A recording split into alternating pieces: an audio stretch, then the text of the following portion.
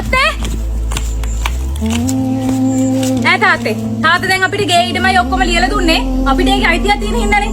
දැන් අරේ ඇයි පව් කියලා ඉවරලා මෙතන ගේ කෑල්ලක් හදාගන්න ඉඩ දුන්නා ඊට පස්සේ තව වතුරක් ගන්න හදන්නේ ඈ මෝටරේ ගහන දවසට කීයක් තව කිනෝද කියනකො තාත්තේ ඒවට ලයිට් බිල් ගෙවන්න අපේ මිනිහා හම්බ කළා මේ නංගි මේ කෑ ගහන්න එපා මේ මගේ වගේ මල්ලිගේ තාත්තා හොඳේ අනේ මේ අයියෝ කට ගහගෙන ඉන්නකෝ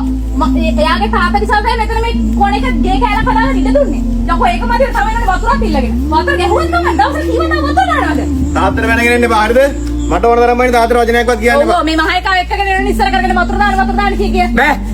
මට මම මෙච්චර සද්දයක් හිටියා හොඳේ මම කොල්ලගේ මනුස්සයෙක් දන්නේ එක හිතේ තියා කරේ ඔබ දන්නවද මේක මුල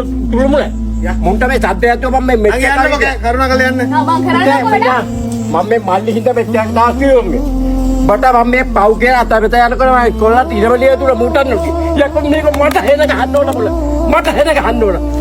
වැරදි ගෑණියෙක් එක්ක හප්පුනේ හොඳද මම කරන්නම් කෝකට හොඳ වැඩක් මම දන්නේ නැහැ මේකල මම කවුද කියලා කවදා හරි මැරෙන්නේ වතුර පොඩක් නැතුව